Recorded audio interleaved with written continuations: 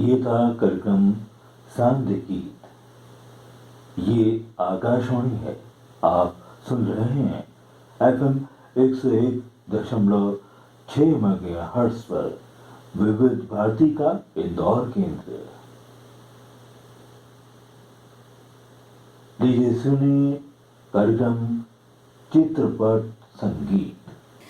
आवाज़ की दुनिया के ऐसे ही जादूगर जो इंदौर के आंगन में पले बड़े और जिन्होंने देश में अपने लिए एक ऐसा मुकाम हासिल किया जो हर किसी के लिए संभव नहीं होता है, लेकिन उन्होंने इस सफलता के माध्यम से इस बात को साबित कर दिया कि अगर मेहनत की जाए, सही दिशा में मेहनत की जाए, तो भले ही हिमालय पर्वत को की ऊंचाइयों को क्यों ना छूना पड़े, वो भी आसान हो जाता है। जी हाँ, आकाशवाणी की ऐसी ही जानी मानी आवाज़ प्रभाकर मौर्य जी आज मेरे साथ हैं हकीकत के पन्नों पर।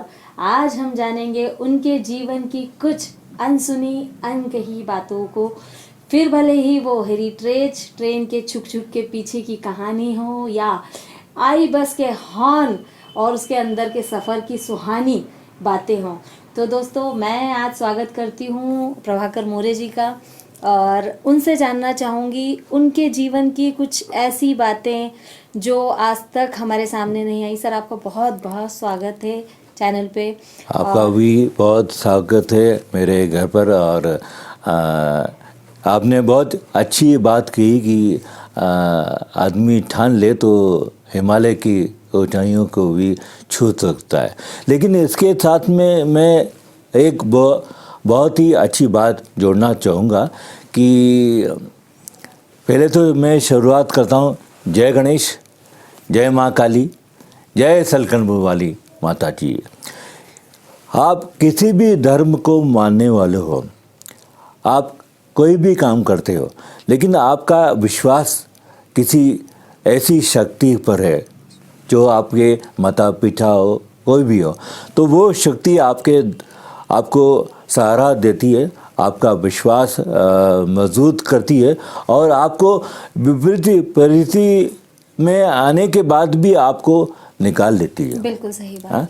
ऐसे ही मेरे जीवन के कुछ खट्टे और मीठे अनुभव है और मैंने ये आवाज़ का सफ़र कैसा तय किया उसके बारे में मैं आपको बताऊंगा। और आपका बहुत बहुत शुक्रिया कि आपने मेरे को ये अवसर दिया। तो मेरी ज़िंदगी की शुरुआत ऐसी हुई कि परिवार तो मेरा संगीत में वातावरण था और मेरे पिताजी तबला बजाते थे और मेरा भाई जो हारमोनियम पर प्ले करते थे और गाना भी गाते थे पिताजी। तो म्यूज़िक से मेरा पुराना नाता था। और मेरी जो मम्मी थी माँ, उन्होंने वो रेडियो सुनती थी। अच्छा। और रेडियो पर क्या होता था कि उस समय बीना का गीतमाला और हवा महल ये एक प्रोग्राम आता था। मैं भी बड़े चाव से सुनता था कि यार ये रेडियो कैसा होता है, इसमें कोई बैठता क्या, बोलता है क्या। तो मैंने ये मम्मी से पूछा तो उन्होंने कहा नहीं, कोई दूर बैठा रहता है कि वो बोलते हैं तो हम सुनते हैं। मैंने कहा मैं भी बोल सकता हूँ क्या। उन्होंने कहा हाँ बोल सकते। तो वो जो रेडियो पर बोलने का बीज जो मेरे में आया वो मेरी माँ के कहने से आया। माँ तो रही नहीं, लेकिन मेरा जो सपना था वो जिंदा था और मैंने कोशिश की कि मुझे आवाज़ के क्षेत्र में काम किया। अच्छा। उसके से पहले मैंने ड्रामा किया। ड्रामा बाबा डेके को इंदौर में नहीं, देश में कई लोग जानते हैं। उनकी टीम में मैं शामिल हुआ। अच्छा। नाट्य भर्ती में। उसके बाद मैंने कई प्ले भी किए। उससे ड्रामा करने से आपका आत्मविश्वास बढ़ता है, वॉइस पर कमांड आता है और आप अभिनय करते हो तो आपको लगता है कि मेरे मॉड्यूलेशन कैसे होते क्या क्या जी। वो बात मैंने सुनी। कई बार मैं बोलता था तो पूरी टीम को लगता था क्या क्या क्या आवाज़ है, क्या बढ़िया बढ़िया बोलते हैं वो। तो बाबा डिग्री साहब ने मेरे को बोला कि आपकी आवाज़ बहुत अच्छी है। मेरे एम प्रभाकर मुरे को बोलते थे, एम प्रभाकर। हाँ, तो मुरे तेरी आवाज़ अच्छी है, तू आकाशवाणी में ट्राई कर। अच्छा। और मैंने कहा कि ठीक है, मैं सोचता हूँ उस बारे में। तो मैंने क्या कि ऐसे ही टाल दिया और ड्रामे करता गया। ड्रामे के लिए ऐसा होता है कि आपको रिहर्सल के लिए ज़्यादा वक्त देना पड़ता है। आप जाओगे तो दूसरा आर्टिस्ट भी आपके सामने होना चाहिए, तो मैं समय कम दे पाता था, इसके वजह से मेरा छूट गया वो। लेकिन मैंने सोचा कि आकाशवाणी में मेरे को जाना है। मैं जिस ऑफिस में था, है ना जी। वो उस ऑफिस के खिड़की से, मेरे कमरे में खिड़की थी, उसमें मैं देखता था तो मेरे को आकाशवाणी का बोर्ड दिखाई देता था। तो मैं कहता था कि मैं एक दिन यहाँ पर जाऊँगा। तो लोग हंसते थे, अरे तू, क्योंकि उसमें सामने वाले को लगता नहीं था कि मेरी आवाज़ अच्छी है या कैसा है। मेरे को भी नहीं मालूम था कि आवाज़ कैसी मेरी। तो मैंने प्रयास किया, मैं गेट पर जाता था, गार्ड मेरे को जरूरत देता था, जाने नहीं देता। मैंने कहा यार क्या है, कैसे आना चाहिए, लोगों को पूछा तो उन्होंने कहा ऑडिशन देना पड़ता है। अच्छा। आकाशवाणी में, उसके बाद आप एंट्री कर सकते। मैंने कहा ठीक है। तो मैंने युवाणी कार्यक्रम सुना और कार्यक्रम सुनने के बाद मैंने सोचा कि मेरे को जाना है। मैंने ऑडिशन दिया। ऑडिशन देने तैयारी की, बोलने क्या बोलना है मेरे को पता ही नहीं था। तो प्रीति जी, मैं आपको बताऊं कि मैं जब ऑडिशन देने गया तो पहली बार तो हर आदमी घबराता है, और मैंने भी क्या कैसा करना, क्या ऑडिशन दे के आ गया। रिज़ल्ट का वेट कर रहा था, तो मैंने रिज़ल्ट आया, मैं फेल हो गया, मुझे नापास कर दिया गया। मैं बड़ा उदास कि क्या मेरी आवाज़ इतनी ख़राब है क्या, तो या मैं बोल नहीं पाता हूँ। तो मैं जिस अधिकारी ने मेरा इंटरव्यू लिया था, मैं इसका प्रयास किया। मैंने पूछा कि सर मेरे में क्या कमी है, तो उन्होंने कहा कि कमी कुछ नहीं है, आपको उर्दू नहीं आती। अच्छा। मैंने कहा उर्दू, ये कैसा क्या, नुक्ता लगाना पड़ता है बोलने समय। अच्छा। वो आपको नहीं आता, आपको करना पड़ेगा तो आप परफेक्ट हो सकते हो। मैंने कहा क्या नहीं बोलता पाता हूँ। उन्होंने कहा कि आप गम नहीं बोल पाते हैं, गम, उसने नुक्ता है गम। हाँ। मैं गम बोलता था, गम, लेकिन क्या है गम, तो गम नहीं बोलता था। तो मैंने कहा ठीक है, मैं खजूरी बाजार गया, उसने एक बड़ी किताब मैंने खरीदी, उसमें नुक्ते थे, सब थे। मैंने बहुत प्रैक्टिस की और वापस मैं ऑडिशन देने गया। हाँ। तो ऑडिशन देने का मेरा नंबर आया। मैंने स्टूडियो में गया माइक्रोफोन के सामने और बोला मेरा रोल नंबर ये है। ने पहला पेज पढ़ी है, ठीक है। मैंने पढ़ा, एक लाइन पढ़ी और उसने कहा आप जा सकते हैं। वो मैंने कहा दूसरों तो एक के पेज पढ़ा रहे और मेरे को एक लाइन पढ़ी और कहा कि जाओ। मैं सोचने लगा इस बार भी मेरा नहीं होता है और मेरा ये सपना अधूरा रह जाएगा। फिर मैं निराशा, ड्रामे मैंने करना नहीं है। उसके बाद मैं गाना सीखने लगा तो मुझे कॉल लेटर आया कि आप उत्तीर्ण हो गए, पास हो गए। हाँ, मैं बहुत खुश हुआ। तो मैंने जिन्होंने इंटरव्यू लिया था उनके पास गया। मैंने कहा कि सर सभी से आपने ज़्यादातर लोगों से एक एक पेज पढ़ा है और मुझे तो कहा कि एक लाइन पढ़ाई और कहा कि आप जा सकते हैं, तो ये सा क्यों किया? तो उन्होंने बड़ा ही सुंदर जवाब दिया कि ये जवाब भी लोगों के लिए प्रेरणा कि आप अपनी मेहनत ऐसी करो कि आप सफल हो जाओगे। तो उन्होंने कहा कि चावल जब पक जाता है तो उसका एक ही दाना देखा जाता है। ये चावल पक गया तो आप पक गए। ऐसा तो मैं मौर्य जी एक बात पूछना चाह रही थी, एंट्री हो गई आपकी हाँ। युवावाणी के माध्यम से आकाशवाणी में। इसके बाद जब आवाज़ का जो सफ़र शुरू हुआ आपका, इसमें कई बार ऐसे कैरेक्टर आए होंगे जब आपने बतौर अनाउंसर या कोई शो ऐसे किए होंगे, जब हम किसी कैरेक्टर को फील करते हैं, उसको आवाज़ के माध्यम से लोगों के सामने प्रस्तुत करना। कोई कैसा कैरेक्टर याद है आपको जो लगा हो? जैसे मार्तंड भी आपने निभाया है रंगमंच पर, होलकर का जो अहिल्या नाटक था उसमें भी। तो ऐसे कोई किरदार आपका पर्दे के पीछे आपने वॉइस के माध्यम से निभाया हो, वो मैं जानना चाह रही थी।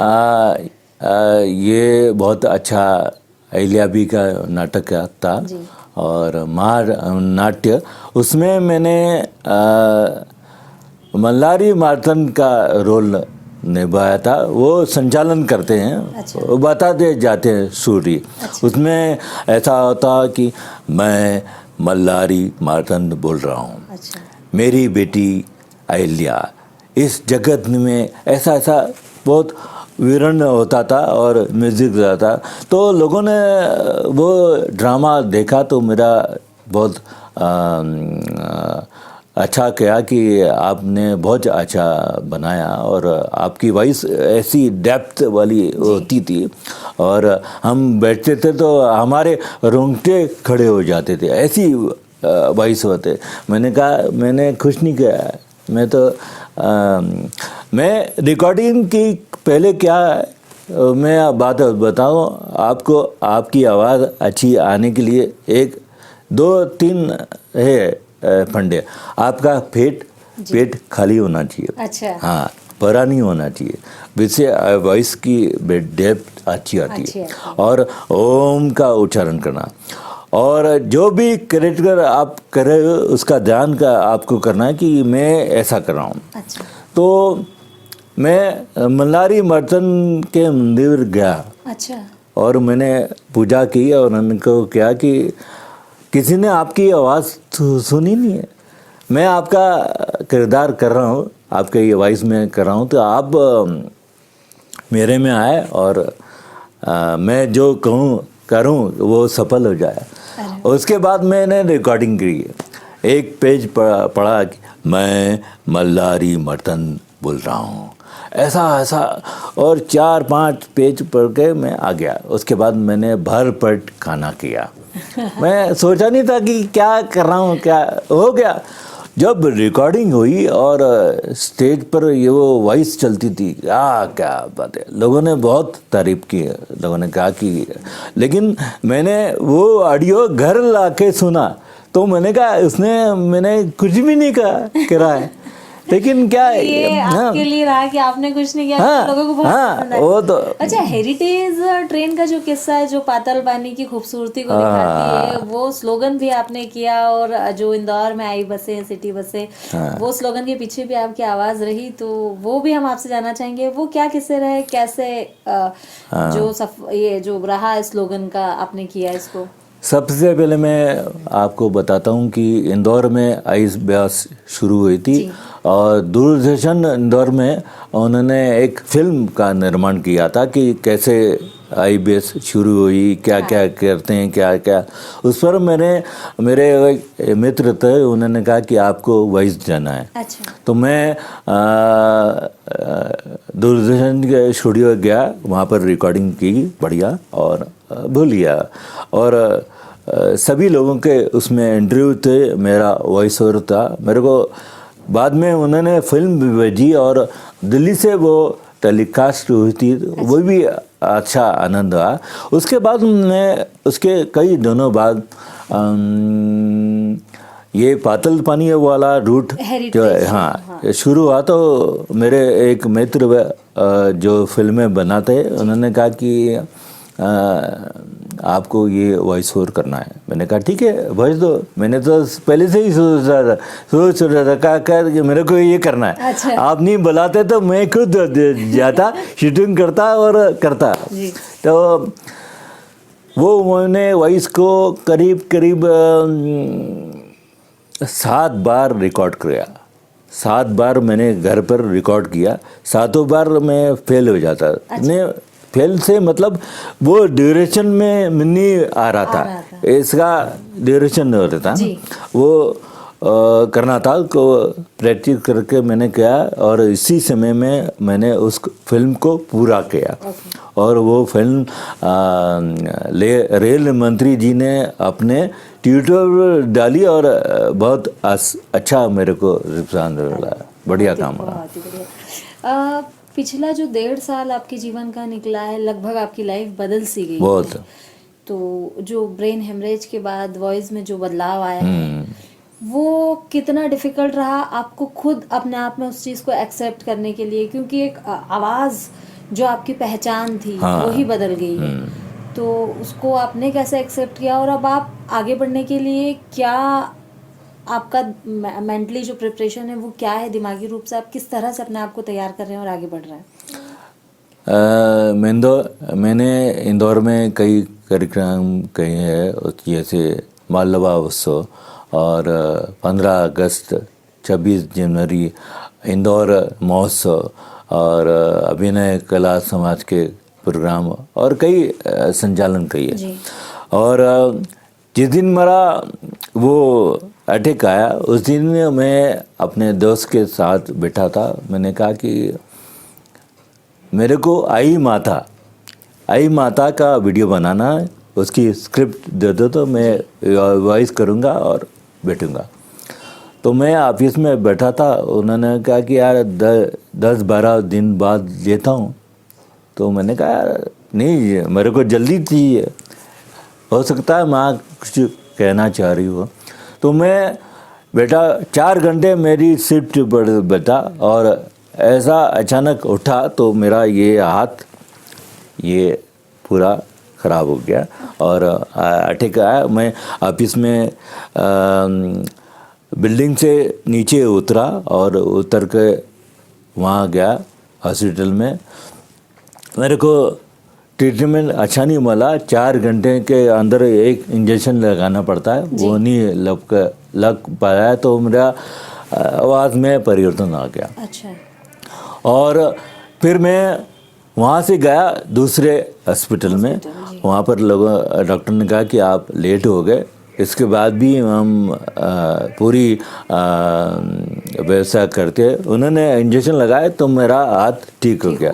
मेरा हाथ खराब हो गया था, ऐसा गया। उसमें मैंने कहा कि यार मेरे को पता नहीं था कि ऐसी बीमारी है। ये ब्रेन स्ट्रोक का क्या होता है पता ही नहीं। मैंने कहा मैं सोच रहा हूँ, ठीक है, मेरा दिमाग चल रहा है, सब कुछ चल रहा है, तो मेरी आवाज़ भी अच्छी हो जाएगी, ये मैंने सोचा। तो मैं बोलता था मारिया ऐसा निकलता था। होठ बोलते नहीं थे। मैंने कहा हो जाएगा, मामूली समझा मैंने बाद में पता चला कि बहुत बड़ा काम हो गया मेरे साथ, गलत काम हो गया। जब मैं स्पीच थेरेपिस्ट के पास गया तो उन्होंने कहा कि आपका डाटा उड़ गया है। अच्छा। आपका डाटा दिमाग का बोलने का उड़ गया। और मैंने कहा क्या? हाँ। मैंने कहा हज़ारों स्क्रिप्ट मैंने पढ़ दी है तो क्या मेरे ज़बान में कोई भी शब्द में नहीं है क्या? उन्होंने कहा हाँ, आपका जो डाटा वाला काम था ना वो नस ख़त्म हो गई, उस नस ने आपको दूसरे नस को काम दिया है। अच्छा। कि आप बोलो, और उस नस को मालूम नहीं है कि आपको कैसा बनना है, तो आपको उसको बोलने के लिए सिखाना पड़ेगा। जी। मैंने कहा अब मेरे को सिखाना पड़ेगा। तो मैं बोल के प्रैक्टिस करता हूँ, धीरे धीरे मेरा वॉइस खुल रहा है। अगर नींद अच्छी नहीं हुई और टेंशन आए बाप मैंने की तो मेरी वॉइस में थोड़ा था समस्या आ जाती, अभी भी आती है। लेकिन रिलैक्स होके मैं करूँ तो मेरे को लगता है बेहतर कि रहता है। बेहतर रहता है। तो मेरे को बहुत दुख हुआ। और सफाई की जिसकी संपत्ति खत्म हो जाए तो वो क्या सोचेगा। जी। मेरी आवाज़ ही पहचानती है, मेरी आवाज़ ही इसका आवाज़ का ये बात है। बताता हूँ कि बैंक में मैं गया था, बैठा था, मेरी बारी का इंतज़ार कर रहा था। जी। मेरे टोकन ले लिया था उन्होंने पैसे निकालने के लिए। तो काउंटर के सामने बता था, काउंटर के पास एक महिला खड़ी थी, ठीक है। तो मैंने काउंटर पर देखा कि एक आदमी पैसे निकाल के जा रहा है और उसकी चाबी वहाँ रह गई थी काउंटर पर। हाँ। मैंने कहा कि सर आपकी चाबी रखी। तो वो सामने वाली जो महिला तो ये मेरे पास आई, प्रभाकर मोरे। मैंने कहा क्या बात है? हाँ, मैं आपकी आवाज़ पहचानती हूँ, कई बार आपको मैंने सुना। मैंने कहा क्या बात है? ऐसा रहता है कि आवाज़ का महत्व दिलो दिमाग में बैठ जाती। ऐसी आवाज़ मेरी ख़त्म हो गई तो मेरे को दुख हुआ। मैंने माँ को कहा कि क्या है। इसके बाद मैंने सोचा कि ऐसा नहीं कि इस आवाज़ को अपन फिर से ला सकते नहीं हैं। जी। मैंने कोशिश की, मैंने विल पावर मेरे को बढ़ाया कि मुझे ये काम करना ही है। जी। किसी भी हालत में मुझे फिर स्थापित होना है और छोटे मोटे के मेरे को काम करना है। जी।